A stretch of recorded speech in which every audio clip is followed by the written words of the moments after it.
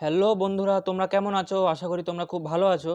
তোমাদের জন্য আমি নিয়ে এসেছি আবার একটা নতুন ভিডিও তোমাদের চ্যানেল সিম্পল নলেজে। তো তোমরা থাম্বনেল দেখে বুঝতে পেরে গেছো আমি কি নিয়ে ভিডিও বানাতে চলেছি। আজকে আমি আরআরবি গ্রুপ ডি 2025 সেকেন্দ্রাবাদ জোনের কাট অফ নিয়ে আমি আলোচনা করব, কিরকম কাট অফ যেতে পারে। আর যারা চ্যানেলে নতুন আছো তারা চ্যানেলটিকে সাবস্ক্রাইব করে দিও, পাশে থাকা বেল আইকনটিকে প্রেস করে দিও যাতে সবার আগে ভিডিও তোমাদের কাছে চলে আসে। আর ভিডিওটি ভালো লেগে থাকলে অবশ্যই লাইক অ্যান্ড কমেন্ট করে দিও, শেয়ার করে দিও। আর যারা কলকাতা জোনে কাট অফ আর গুয়াহাটি জোনে কাট অফ দেখোনি, আমার আগের ভিডিও আপলোড করে দেওয়া আছে, তো তোমরা গিয়ে একটু দেখে নিতে পারো যাদের রয়েছে। তো আর তোমাদের যদি কোনো ডাউট থাকে, কোনো কোশ্চেন থাকে, তোমরা কমেন্ট বক্সে কমেন্ট করতে পারো। আর কোন জোনে ভিডিও লাগবে না লাগবে সেটা কমেন্ট বক্সে কমেন্ট করবে। আমিও আগে এই সেকেন্দ্রাবাদ জোনে ভিডিও বানানোর জন্য অনেক কমেন্ট বক্সে কমেন্ট এসেছিলো বলে আমি এই ভিডিওটা বানাচ্ছি। তো যেই জোন বলবে সেই জোনকে বানাবো। চলো তো শুরু করা যাক। আমি এখানে কিছু ফ্যাক্ট আলোচনা করব। ফ্যাক্টের বেসিসে আমি কাট অফ বলবো। আমি কারো মানে কি বলবো, মন রক্ষার জন্য কাট অফ বানাতে চাইছি না। আমি একদম এক্স্যাক্ট বাস্তবতাটাই আমি তুলে ধরবো। সবার প্রথম কথা, সেকেন্দ্রাবাদ জোন যেটা আমরা বলি সাউথ সেন্ট্রাল রেলওয়ে, সেকেন্দ্রাবাদ জোনে সাউথ সেন্ট্রাল রেলওয়ে আসে। এর মধ্যে টোটাল ফর্ম ফিল আপ হয়েছে সেকেন্দ্রাবাদ জোনে। এটা আরআরবি থেকে দেওয়া অফিসিয়াল নোটিশে তথ্য। এটা আরআরবি দিয়েছে নিজে যে কত ফর্ম ফিল আপ হয়েছে কোন কোন জোনে। তো সেকেন্দ্রাবাদে টোটাল ফর্ম ফিল আপ হয়েছে 9,60,697, 9,60,697, 9,60,697। তো এখানে ফর্ম ফিল আপটা কলকাতা জোনের থেকেও বেশি হয়েছে। তো কাট অফ মোটামুটি ঠিকঠাকই যাবে। আগের বার কী হয়েছে ব্যাপারটা, সেকেন্দ্রাবাদ জোনে 2019 সালে যে গ্রুপ ডি রিক্রুটমেন্ট হয় 1,03,000 প্লাস ভ্যাকেন্সিতে, সেখানে সেকেন্দ্রাবাদে সবচেয়ে কম কাট অফ যায়। তো ওই কাট অফ দেখে সবাই ভাবে যে এইবারও সেকেন্দ্রাবাদে কম কাট অফ যাবে, যার কারণে সেকেন্দ্রাবাদেও ফর্ম ফিল আপ বেশি হয়ে গিয়েছে। তো অনেকে ইউটিউবে অ্যানালিসিস করেছিল সেকেন্দ্রাবাদে কম কাট অফ যাবে, সেই ইউটিউব চ্যানেলগুলো দেখে ভিডিও তারা সেকেন্দ্রাবাদ ভরে দিয়েছে। তো সেকেন্দ্রাবাদ এখন ঠিকঠাক লেভেলের জোনে চলে এসেছে। এখন আর ইজি মানে লো কাটাওয়ালা জোন নেই সেকেন্দ্রাবাদ। এই আশা থেকে ভুলে যাও, সরে যাও। এবার আসি টোটাল নাম্বার অফ ভ্যাকেন্সি। তো সেকেন্দ্রাবাদের টোটাল নাম্বার অফ ভ্যাকেন্সি তোমার 1,642, 1,642। আর পার সিট কম্পিটিশন, তো এক একটা সিটে কতজন লড়াই করছে, এর পার সিট কম্পিটিশন 585, 585। তো এটা ডেঞ্জার জোনের মধ্যেই পড়ে, মডারেট টু ডেঞ্জার জোন। এবার কলকাতার সাথে আমি কম্পেয়ার করছি, কারণ কলকাতা সবসময় ডেঞ্জার জোন হয়। এবার কলকাতাতে পার সিট কম্পিটিশন ছিল 437, 437। তার মানে কলকাতাতে একটা সিটের জন্য 437 জন ছেলে লড়াই করছে, কিন্তু সেকেন্দ্রাবাদে একটা সিটের জন্য 585 জন লড়াই করছে। তাহলে সেকেন্দ্রাবাদে কম্পিটিশনটা একটু বেশি আছে। এখানে তোমরা অন্ধকারে থেকো না, যে ইউটিউব চ্যানেল যা খুশি বলুক, সেকেন্দ্রাবাদে কাট অফ ঠিকঠাক যাবে, এইবার কম যাবে না। আমি সবসময় ফ্যাক্ট কথা বলি, ফ্যাকচুয়াল ছাড়া আমি কোনো কথা বলি না। আগের ভিডিও যারা দেখেছো সবাই দেখেছো, বুঝতে পেরেছো, আমি সবসময় ফ্যাক্ট কথা বলি। তো এখানে পার সিট কম্পিটিশন দেখে বুঝতে পেরেছো কী অবস্থা, 585 পার সিট কম্পিটিশন। এবার আসি এক্সাম লেভেল। এক্সাম লেভেলের মধ্যে আসি যদি রিজনিং 30টা মধ্যে আমি যদি বলি 30টা ইজি আমি বলবো, এই কারণে যে বেশিরভাগ ছেলে রিভিউতে বলছে যে 30টা করে এসেছে, আমার যত চেনা পরিচিতি ছিল সবাই করে এসেছে, আমি নিজেও দেখলাম ইজি ছিল। আমার শিফট কঠিন থাকা সত্ত্বেও রিজনিং ইজি ছিল। তো রিজনিং সেকশন সব শিফটেই কঠিন ইজি আসছে। তো রিজনিং 30টার মধ্যে 30টা বেশিরভাগ ছেলেই করছে। এবার অনেকে হয়তো 25টা করছে, 27টা 28টা করছে, বাট আমি এটাকে ইজি সেকশন হিসেবে ধরছি, কারণ এখানে করার মতো রিজনিং ছিল। 2 থেকে 3টা টাইম কনজিউমিং ছিল, কিন্তু করার মতো ছিল, তাই রিজনিংটা ইজি সেকশন। এবার ম্যাথস সেকশনে আসি।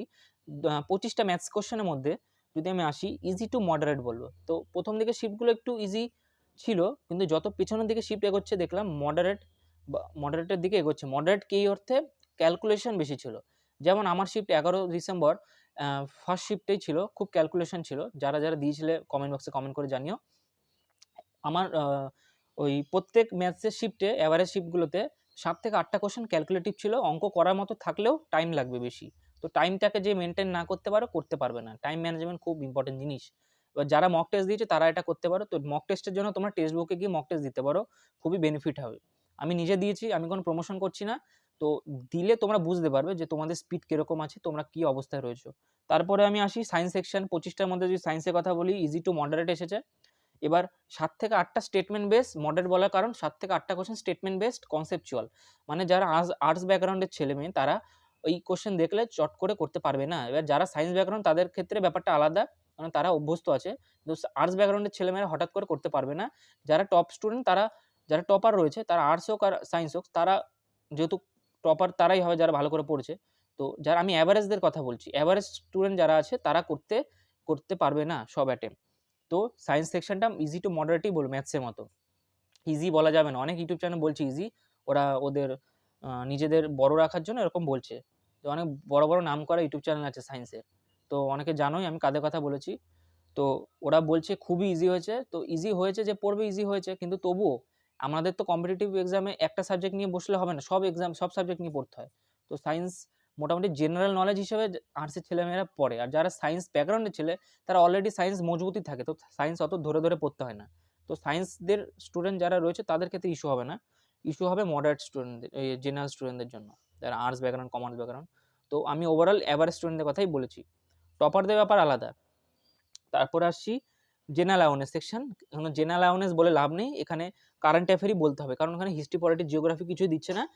কিন্তু জেনারেল অ্যাওয়ারনেস সেকশনের মধ্যে 20টা কোশ্চেনের মধ্যে কোনো শিফটে শুনেছিলাম যে 4-5টা স্ট্র্যাটেজিকে আসছে, আবার কোনো শিফটে 20টাই কারেন্ট অ্যাফেয়ার, 15-16টা কারেন্ট অ্যাফেয়ার, আবার 17-18টা কারেন্ট অ্যাফেয়ার, 1-2টো স্ট্র্যাটেজিকে। 1-2টো শিফটে লাস্ট রিসেন্ট আমি দেখেছিলাম পলিটি থেকে কোশ্চেন দিয়েছিল, তবুও পলিটির কোশ্চেনটা কারেন্ট অ্যাফেয়ারের সাথে মানে কানেক্ট করে দিয়েছে, আলটিমেট কারেন্ট অ্যাফেয়ারই দিচ্ছে সব। তো এই সেকশনটা মডারেট টু টাফ, বেশিরভাগটা টাফের দিকে রয়েছে, কারণ মডারেট কিছু শিফটে কারেন্ট অ্যাফেয়ার 7-8টার মতো করার মতো ছিল, 7-8টা করার মতো ছিল, কিন্তু বেশিরভাগ শিফটেই একটু কঠিন হয়ে গেলে কারেন্ট অ্যাফেয়ার 2 থেকে 3টে বেশি করা যায় না, সিরিয়াস ক্যান্ডিডেটের বেশি করে না, যারা বেশি করে তারা পরে আনসার কি দিলে বুঝতে পারবে। অনেকে আমার কমেন্ট বক্সে কমেন্ট করছিল আগের ভিডিওতে যে আমি 12টা করেছি, 14টা করেছি, 14টাই ঠিক। তো আনসার কি আসলে তারা বুঝতে পারবে আমি কেন এই কথাটা বলেছি। আমারও অভিজ্ঞতা রয়েছে অনেক, আমি আরপিএফ কনস্টেবল এক্সাম ক্র্যাক করেছিলাম, আর আরআরবি এনটিপিসি 0.22 মার্কের জন্য আমার কাট অফ ক্লিয়ার হয়নি কলকাতার জন্য। তো কলকাতার জন্য এমনিও কাট অফ হাই যায়, অন্যান্য জন্য হলে আমার হয়ে যেত, সেটা আলাদা বিষয়। যাই হোক, যারা আমার স্কোর কার্ড দেখতে চাও আমার চ্যানেলে গিয়ে স্টোরস, আমার শর্টসের যে ভিডিও রয়েছে ওখানে গিয়ে দেখতে পারো কত আমার নাম্বার ছিল, নর্মালাইজেশন হয়েছে, তাহলে তোমরা আইডিয়া করতে পারবে যে সায়নদার অভিজ্ঞতা কিরকম নম্বর পায়। তো সেই হিসেবে আমি বলছি, যারা বিগিনার আছো তাদের জন্য আমি সেপারেট পরে ভিডিও বানিয়ে দেবো, অনেকে বলছিলে, তো এই জিনিসগুলো পরে বানিয়ে দেবো। আপাতত আমি কারেন্ট অ্যাফেয়ার এই কাট অফ নিয়ে আমি কথা বলছি। তারপরে এবার আমি আসি জেনারেল অ্যাওয়ারনেস সেকশন। যদি ইজি মডারেট শিফট হয় 7 থেকে 8টা, কঠিন হলে 2 থেকে 3টে। আমার শিফটটা কঠিন ছিল, আমি 2টো করেছি অ্যাকুরেসি রেখে, কারণ আমি আরআরবি এনটিপিসিতে নেগেটিভ খেয়ে বেশি নাম্বার পিছিয়ে গেছিলাম। আমার 79.33 র মার্ক ছিল, কারণ আমি 83 পেয়েছিলাম, নেগেটিভ খেয়ে 79.33 হয়ে গেছিলো, আর নর্মালাইজড 79.69 হয়েছিল, কাট অফ গেছিলো 79.91 কলকাতা আরআরবিতে। তো এই কারণে আমার 0.22 মার্কের জন্য হয়নি, বাট আরপিএফ কনস্টেবল আমার হয়ে গিয়েছিল, আমি মাঠে যাইনি দৌড়াতে। তারপরে আসছি টপ স্টুডেন্টদের অ্যাটেম্প কেমন হচ্ছে। আমি বারবার বলছি টপ স্টুডেন্ট, এখানে কিন্তু অ্যাভারেজ স্টুডেন্ট ভেবো না, টপ স্টুডেন্টদের অ্যাটেম্প বেশি হবে অবভিয়াসলি। তো টপ স্টুডেন্টদের সাথে আমি কম্পেয়ার করছি ম্যাক্সিমাম কত হতে পারে, তারপরে এভারেজদের আমি বলছি। টপ স্টুডেন্টরা রিজনিং 30-30টাই করে দেবে, কোনো কথা নেই, কারণ তাদের টাইম ম্যানেজমেন্ট ব্যাপারটা ঠিক থাকে, মক টেস্ট তারা খুব বেশি দেয়। যেমন আমি নিজে আরআরবি গ্রুপ ডি এক্সাম দেওয়ার আগে 2022 সালে 99টা শিফট ছিল, তার মধ্যে আমি 57টা শিফটের মক টেস্ট দিয়ে গিয়েছিলাম। তো তোমরা বুঝতেই পেরেছো টপাররা এরকমই হয়। আমি আমার আরপিএফ কনস্টেবলের যখন এক্সাম হয়, আমার শিফটে আমি টপার ছিলাম, 63,000-এর মধ্যে আমার র্যাঙ্ক ছিল র মার্কে 286, আর সেটা সবথেকে টাফেস্ট শিফট ছিল। তো তোমরা বুঝতেই পেরেছো, আর তখন আমি কলেজে পড়তাম, তো আমার প্রিপারেশন করার একটা টাইমও ছিল না। আমি আগের দিন ফিজিক্স এক্সাম ছিল, পরের দিন কেমিস্ট্রি এক্সাম ছিল, আমি না পড়ে দিয়ে এক্সাম দিয়েছিলাম, তো তাও আমার এক্সাম হয়ে গেছে ক্লিয়ার। আর আমি জেনারেল ক্যাটাগরি থেকে বিলং করি, অনেকে জিজ্ঞেস করছিলে, আমি জেনারেল ক্যাটাগরি, আমার রিজার্ভেশন নেই কোনো। তারপরে আসছি তাহলে, আর এবার আসছি আমি সায়েন্স সেকশনে, রিজনিং 30, এবার আসছি ম্যাথ সেকশনে। টপ স্টুডেন্টরা কত করছে, টপ স্টুডেন্টরা ম্যাথ সেকশনে 24টা করছে, অত কোথাও 23টাও করছে, এরকম করছে, 1-2টো ডিস্টার্ব হতে পারে, আবার কেউ ইজি শিফট হলে একটু 25টা করে দিচ্ছে। আর যদি সায়েন্স সেকশন আসি, সায়েন্সে 24টা করছে, একটা কোশ্চেন হয়ই সমস্যা। আর জেনারেল অ্যাওয়ারনেস, যেটাকে আমরা কারেন্ট অ্যাফেয়ার বলছি, যদি ইজি শিফট মডারেট শিফট হয়, ইজি বলা ঠিক না, মডারেট শিফট হলে 5 থেকে 6টা, আর ইজি শিফট হলে কঠিন শিফট হলে 2 থেকে 3টে।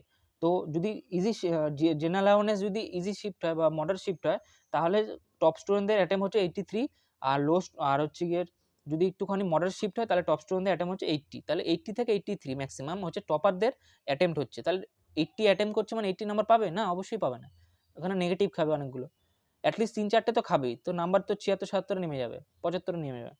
তারপরে আসি অ্যাভারেজ স্টুডেন্টদের অ্যাটেম্প হচ্ছে রিজনিংয়ে 27টা, ঠিক আছে, অনেকে 30টা করলেও 27টাই আমি অ্যাভারেজ ধরছি, কারণ সব টপারদের বলছি না। তো অ্যাভারেজ মানে সবাইকে গড়ে ধরছি, খারাপ ভালো মিশিয়ে। তো 27টা করছে, হয়তো 27-এ 1-2টো ভুলও হবে, 2-3টে টাইমের জন্য করতে পারবে না। এমন না করা যাবে না, টাইমের জন্য করতে পারবে না। আর ম্যাথসে 20টা করবে, অনেকে 18টা করবে, 16টা করবে, বাট আমি 20টা ধরেই চলছি। তো আর সায়েন্সে 20টা করবে মোটামুটি, অনেকে 17-18টা করছে অ্যাভারেজ স্টুডেন্টরা। আর জেনারেল অ্যাওয়ারনেস বা কারেন্ট অ্যাফেয়ার্স সেকশনে 3 থেকে 4টে করবে। অ্যাভারেজ স্টুডেন্টের টোটাল অ্যাটেম্প্ট হয়ে গেলে 70 বা 70, তাহলে কাট অফটা মোটামুটি 70 থেকে 80-র মধ্যে দাঁড়াবে ওভারঅল সব জোনেই। এটা কিন্তু তোমরা ধরে নাও, ঠিক আছে? এবার যেগুলো হাই কাট অফ জোন সেগুলো হয়তো 80 বা 80-র থেকে 1-1.5 বেশি হতে পারে, কিন্তু খুব বেশি হবে না, কারণ আরআরবি এনটিপিসি কাট অফ দেখে বুঝতে পেরেছিলে তোমরা গ্রুপ ডির এক্সাম লেভেল আরআরবি এনটিপিসির থেকে ভালো আছে, বিশেষত কারেন্ট অ্যাফেয়ার সেকশন বা জেনারেল অ্যাওয়ারনেস সেকশন। এবার আসছি আমি, এই হচ্ছে অ্যাটেম্প্ট, তো কাট অফের রেঞ্জ এরকম হতে পারে। এবার 70টা অ্যাটেম্প্ট করে অ্যাভারেজ স্টুডেন্ট 70 পাবে? অবশ্যই না, 6-7টা 7টা 8টা ভুল করে দেবে, তো নাম্বার 60-এ নেমে যাবে। তো তারপরে আমি আসছি নরমালাইজড কাট অফ। পেট বা ফিজিক্যাল এফিসিয়েন্সি টেস্ট মাঠের জন্য ডাক পাবে কত নম্বরে? তো জেনারেল ক্যাটাগরি হলে মাঠের জন্য ডাক পাবে তোমার 72 থেকে 74, 72 টু 74। ওবিসি হলে 71 টু 73, এটা কিন্তু সেকেন্দ্রাবাদের জন্য বলছি। ইউআর এর জন্য 72 টু 74, ওবিসির জন্য 71 টু 73, এসসির জন্য 66 থেকে 68, আর এসটিদের জন্য 62 টু 64। আর এবার আসি আমি সিসিএদের কাটা বা কমার্শিয়াল অ্যাপ্রেন্টিসশিপ, যে যারা আছে অ্যাপ্রেন্টিসশিপ করেছে 2 বছরে তাদের জন্য অ্যাপ্রেন্টিসশিপ। তো সিসিএদের কাটা ইউআরদের যাবে 42 মতো আশেপাশে, ওবিসিদের যাবে 32, ইউআরদের যাবে 42, ওবিসিদের যাবে 32, এসসিদের যাবে 31, আর এসটিদের যাবে 30। এরকম ওই মিনিমাম কোয়ালিফাইং নাম্বারের কাছাকাছি থাকবে, কারণ ওদের বেশি হাই হবে না। যতই কম সিট থাক, অনেকে বলছিল এত কম যাবে দাদা, অবশ্যই অতই কম যাবে, কারণ ওদের কাট অফ কমই যায়। আগে যতগুলো আমি দেখেছি কাট অফের ব্যাপার ডিটেল, 2022 সালের সাথে 2019 সালে গ্রুপ ডির সাথে কম্পেয়ার করো না তোমরা এগুলো। আর এবার আসি final cut off for DB, মানে তোমার জয়নিং লেটার পাওয়া বা চাকরি পাওয়ার জন্য যে কাট অফটা ফাইনালে মাঠের পরে, সেটা হবে ইউআরদের জন্য সেকেন্দ্রাবাদের জন্য 74 টু 76, ওবিসিদের জন্য 72 টু 74, এসসিদের জন্য 68 টু 70, আর এসটিদের জন্য 64 টু 66। এটা হয়ে গেল আমাদের চেন্নাই জোনের ফাইনাল কাট অফ, এর আশেপাশে যাবে। এবার আমি এটা 99% অ্যাকুরেসি রেখে বলেছি, এবার যখন আনসার কি দেবে তখন আমি এক্স্যাক্ট বলে দেবো 99.99% অ্যাকুরেসি রেখে, ঠিক আছে? আমার খুব বেশি চেঞ্জ হয় না, আর আমার কাট অফ প্রেডিকশন খুব ভুল হয় না, আশেপাশেই থাকে, কারণ আমি লজিক দিয়ে কথা বলি। আর আমার লজিকে যদি কারো ডাউট থাকে অবশ্যই কোশ্চেন করতে পারো, আর আমার যদি আমার সাথে কেউ অ্যাগ্রি করো, সম্মতি থাকো, তাহলে কমেন্ট করো, না করলে তাও কমেন্ট করো, কারণটাও বলো। আর কে কোন জোন থেকে আছো কমেন্ট করতে পারো, কে কতটা অ্যাটেম্প্ট করেছো, আর কোন জোনের জন্য ভিডিও বানাতে হবে আমার কমেন্ট বক্সে জানিয়ে দাও। আগের ভিডিওগুলোতে বলেছে বলে আমি সেকেন্ডবার করলাম, এবার আমি করব তারপরে ভিডিও আবার। আমি এরপরে হচ্ছে গিয়ে আমি করব চেন্নাই জোনের ভিডিও, সেটা আমি করে দেবো। তারপরে তোমরা কমেন্ট বক্সে জানাও যে কোন জোনে লাগবে, ঠিক আছে? আর কোনো ডাউট থাকলে কমেন্ট বক্সে কমেন্ট করতে পারো। আর আমার টেলিগ্রাম চ্যানেল লিঙ্ক দেওয়া রয়েছে, জয়েন করে নিতে পারো, কোনো আপডেট পাওয়ার জন্য সবার আগে পেয়ে যাবে তোমরা। এবার এই হচ্ছে কথা, যারা চ্যানেলে নতুন আছো তারা চ্যানেলটিকে সাবস্ক্রাইব করে দিও, পাশে থাকা বেল আইকনটিকে প্রেস করে দিও, এভাবে নতুন নতুন ভিডিও পেতে থাকবে। যারা বিগিনার রয়েছে, নতুন স্টুডেন্ট রয়েছে, তাদের জন্য আমি সেপারেট ভিডিও বানিয়ে দেবো, চাপ নিও না। এখন আমি একটু বিজি ছিলাম কদিন, এবার আমি রেলওয়ের জন্য কয়েকদিন আগে বানিয়ে নিই, যারা এক্সাম দিচ্ছে তারপরে তোমাদের জন্যই বানাবো, কারণ আপকামিং 2026 এক্সাম যারা আসছে, যেগুলো লোকো পাইলটের অনেকে বলছিল, টেকনিশিয়ানের, গ্রুপ ডি 22,000-এর, সো এগুলো আমি বলে দেবো, কী বই পড়তে হবে, কীভাবে প্রিপারেশন করবে শুরুটা বলে দেবো। তো আজকের জন্য এইটুখানি।